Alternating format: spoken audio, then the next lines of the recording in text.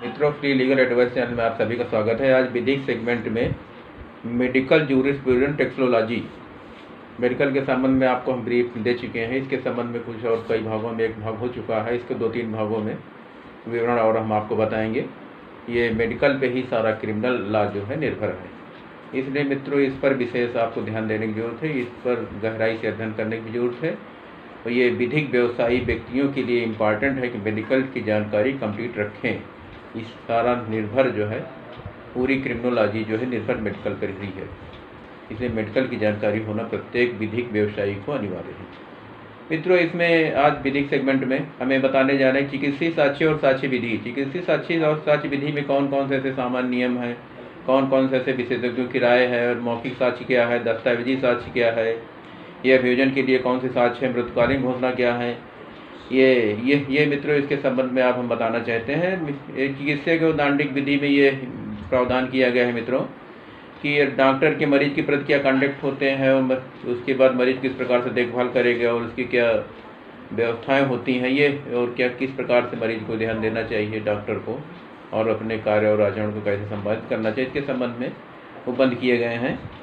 ये मित्रों चिकित्सीय अभिसाक्ष्य में है, भाग 3 में चिकित्सीय अभिसाक्ष्य है जो चिकित्सा के रूप में जब ये सेक्शन 291 CRPC के अंतर्गत कौन चिकित्सीय अभिसाक्ष्य जो है ग्रहण किया जाएगा, ये सेक्शन 291 CRPC के अंतर्गत प्रावधानित किया गया है मित्रों। इसमें विधायी परिवर्तन है, विभोर की विस्तार भी इसका किया गया। चिकित्सीय साक्ष्य न्यायालयों का पेश होना ये, और PM रिपोर्ट का सब रेस्ट्रिक्टिव साक्ष्य। PM रिपोर्ट मित्रों एक सब रेस्ट्रिक्टिव साक्ष्य है जो एक इसमें ग्राह्य है।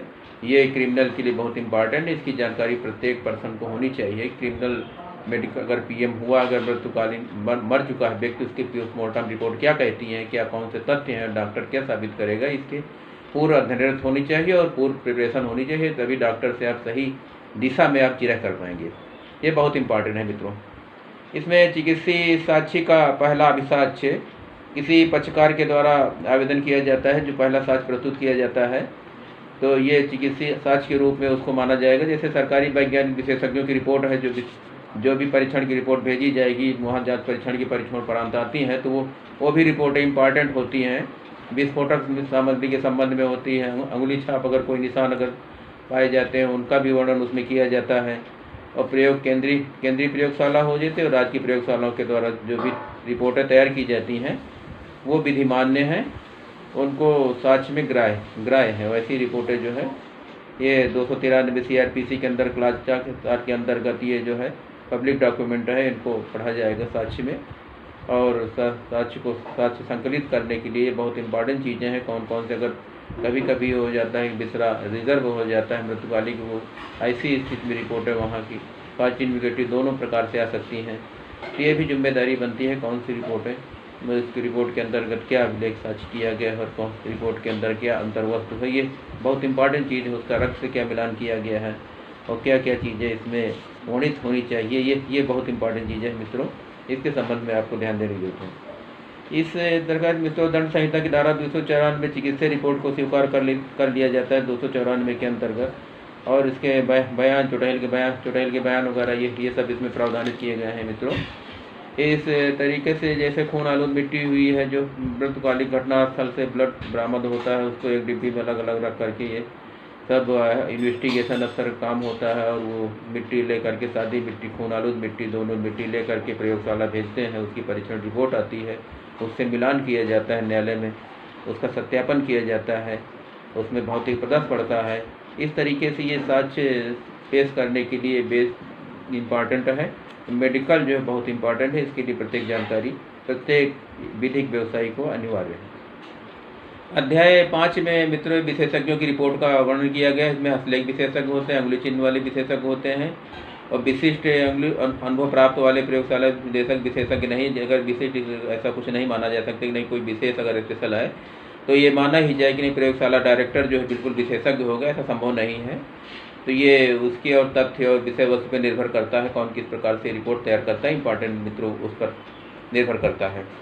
अब इसमें मित्रों इसमें जैसे आयु निर्धारण के संबंध में चिकित्सीय कुटुंब के जन्म मृत्यु का रजिस्टर होता है और रेडियोलॉजिस्ट की रिपोर्ट होती है। ये मित्रों ग्राह्य नहीं है। कुटुंब रजिस्टर अगर परिवार की नकल अगर हो जाती है, रेडियोलॉजिस्ट की रिपोर्ट होती है, ये भी न्यायालय अगर चाहे तो इसको माने ना माने, न्यायालय का विवेक है। इसमें सेशन न्यायालय को पावर होता है उम्र का निर्धारण करने का, और माननीय हाईकोर्ट को भी डिसाइड करने का पावर होता है कि इसके संबंध में वो अपना व्यू देते हुए उसको डिसाइड कर सकता है।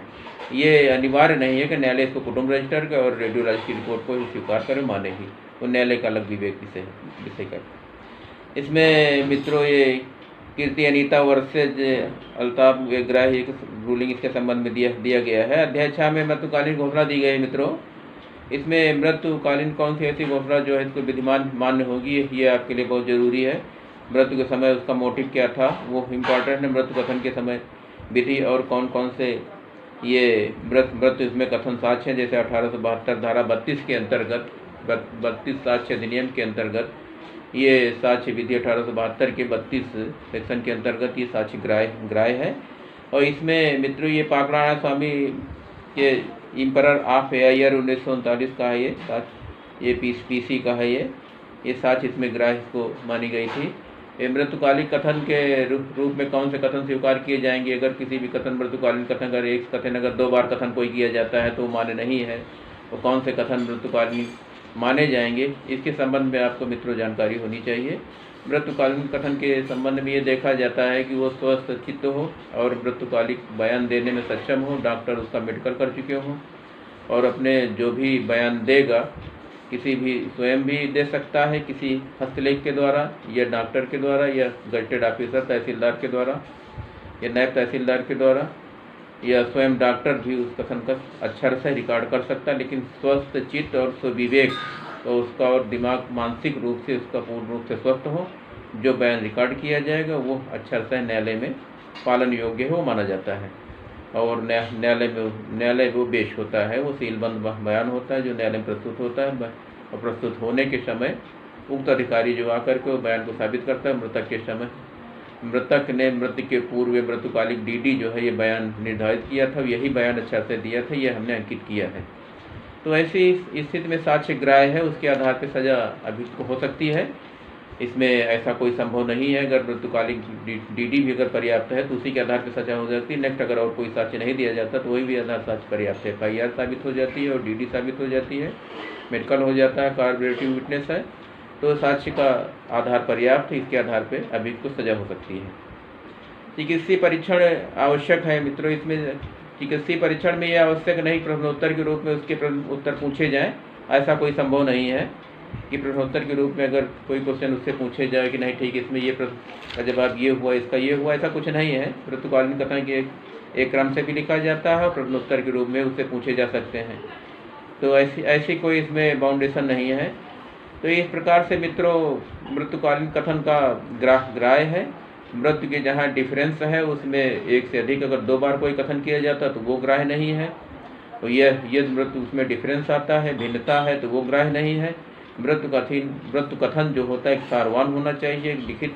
अब लिखित में डॉक्टर के द्वारा हो या गजेटेड अफसर के द्वारा हो, वो ऐसी कोई बाउंडेशन नहीं, ऐसी कोई बाध्यता नहीं। तो विवेक से कोई हस्तलेख भी लिख सकता है, लेकिन डॉक्टर के द्वारा उसका परीक्षण किया गया हो, दो साक्षी उसके समय प्रेजेंट हो कि जिनके समक्ष जो बयान दिया हो। हालांकि उसमें साक्ष्य का इम्पोर्टेंट नहीं, लेकिन साक्षी की मौजूदगी में ये माना जाता है कि नहीं जो बयान दिया है विवेक को प्लस उसको सिखाने पढ़ाने के आधार पर अगर कोई मृत्युकालिक बयान देता है आफ्टर तो वो मान्य नहीं हो गया, जीवित हो जाता है। उसके बाद उसका कोई महत्व नहीं है, उसको क्रॉस का वर्जन होता है। अगर मृत्युकालिक कथन कर दिया उसके बाद व्यक्ति जीवित रह जाता तो क्रॉस के लिए उसका डिफेंस क्रॉस करेगा, बचाव पक्ष का अधिवक्ता उसका क्रॉस करेगा, उसमें मान्य है और मृत्युकालिक कथन नहीं माना जाएगा। अब मित्रों अध्याय 2 में मृत्यु के कारण और प्रभाव कारण हम आपको बताना चाहते हैं। इसमें डेथ का कारण इफेक्टिव मोटिव ये होता है। मृत्यु दैहिक मृत्यु होती है, आणविक मृत्यु 2 प्रकार की मित्रों होती है, एक दैविक मृत्यु होती है, एक आणविक मृत्यु होती है। एस्टमोचिक डेथ होती है, मास्कुलर डेथ होती है। ये जानकारी आपको बहुत इंपॉर्टेंट है मित्रों। और मृत्यु की पहचान आप कैसे करेंगे ये भी आपको होना इम्पॉर्टेंट कि अगर कोई व्यक्ति मर चुका उसकी कैसे आप पहचान करेंगे, ये आपके लिए विशेष उपबंध किया गया। जैसे श्वसन क्रिया का अवरुद्ध हो जाना, हृदय गति रुक जाना है, शरीर की गति का संवेदनशीलता न होना, शरीर का तापमान गिरना, नेत्र पे परिवर्तन होना, चेंज ऑफ आई, त्वचा परिवर्तन, चेंज ऑफ स्किन है तो मृत्युंजय काठिन्य, ये जिसे मार्टिन रेगर कहा जाता है इंग्लिश में, मृत्युंजय उद्देट ग्रेविटी ऑफ स्पेक्ट्रम, मरणोपरांत नीलाभ है, कैविटी ऑफ, उसके बाद मरणोपरांत नीलाभ है, कैविटी ऑफ लिक्विडी कहा जाता है, पूती भवन डिकम्पोजिशन सड़न की स्थिति में, पूती भवन में इसको मम्मी भवन भी कहा जाता है। मरणोपरांत समय का निर्धारण मित्रों, उसमें ये इस प्रकार से 10-11 तरीके हैं मृत्यु की पहचान के लिए। ये आपकी पहचान होनी चाहिए कि नहीं, कौन से व्यक्ति की मृत्यु के समय क्या क्या पहचान इसकी होती है, ये बहुत ही इम्पोर्टेंट है। इसमें मृत्यु का समय का निर्धारण डॉक्टर कैसे करते हैं, ये भी आपकी विषय में जानकारी योग्य विषय होना चाहिए। सामान्यतः नियम है, शव को ठंडा होना, मृत्यु को नीलाभ होता, मृत्यु को काठिन्य मार्टिन रेगर है, और विघटन परिवर्तन हो जाते हैं, और जठर आंतों की अंतर वस्तुएँ हैं, मूत्राशय है, अस्थिमज्जा है ये, और उदर में पाए जाने वाले तत्वों के आधार पर भी इसको निर्धारण किया जा सकता है मृत्यु के तरीकों का।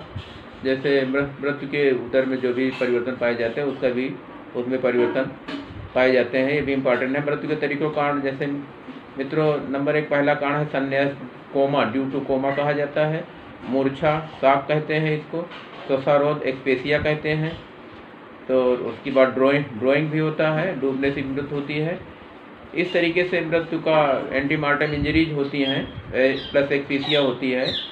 तो ये उसके सिम्टम्स होते हैं किस तरीके से इंजरी पहुंचाई गई। हेड इंजरी भी होता है, मृत्यु के पूरे हेड इंजरी प्लस एक्सपेसिया, श्वासारोध होने का मृत्यु के पूर्व, तो ये इसकी सिचुएशन होती है। और ये मित्रों, इसमें जीवन की संभावना हम आपको बता देते हैं, कौन सी स्थिति में जीवन को उसको संभव है मृत्यु के संबंध की पूर्व अगर कोई स्थिति पैदा हो जाती है तो कैसे व्यक्ति बच सकता है, इसकी आपको भी पहचान मित्रों होनी चाहिए। जैसे हेड इंजरी हुआ है, इलेक्ट्रिक शॉक हुआ, ड्राइंग हुआ, अगर डूब जाता है उसके कुछ लक्षण ऐसे प्रतीक होते हैं, उसकी जीवन की संभावना होती है। और हेड इंजरी की स्थिति में भी उसको संभावना होती है। इलेक्ट्रिक शॉक अगर किसी को लग जाए उसकी भी संभावना होती है। ये 24 आवर के अंदर इसी संभावनाएं होती हैं कि ये 24 घंटे के अंतर्गत जीवन इनमें संभव है। ऐसी स्थिति में मृत्यु के 24 आवर के बाद निम्न परिवर्तन होते हैं। कभी कभी मित्रों 24 घंटे के अंदर तो शरीर के अंदर क्या परिवर्तन हो जाते हैं मृत्यु के उपरांत, ये आपको जानने योग्य विषय है, ये इसकी भी जानकारी आपको होनी चाहिए। जैसे में रंग परिवर्तन हो जाता है तो दुर्गंध गैसों का निर्माण हो जाता है, झिल्लियों का जन्म हो जाता है, शरीर की आकृतियों को फूलना हो जाता है, मांस की आंतों गलन हो जाती है, स्थान परिवर्तन हो तो त्वचा और झिल्लियों में परिवर्तन हो जाता है, मुखदंड निकलना, हृदय का रिक्त हो जाना होता है, और दांतों का सड़न हो जाता है, खोपड़ी अस्थियों को संधि का शीतलन हो जाता है, अस्थियों जोड़ों का विखंडित हो जाना है, सौ को अस्थि पर डिफरेंस आ जाता है। इस तरीके से मित्रों जब कंपोजिट की स्थिति में हो जाती है, अगर मृसरांत हो जाती है, तो ऐसी स्थिति में निम्न चीज़ें जो है पाई जाती हैं, इनकी भी जानकारी आपको होना इम्पॉर्टेंट है मित्रों। इसी सेगमेंट में हम आपको ये संक्षिप्त जानकारी दे रहे हैं, इसके संबंध में आपको डिटेल नेक्स्ट में अगले सेगमेंट में जानकारी देंगे मित्रों। धन्यवाद।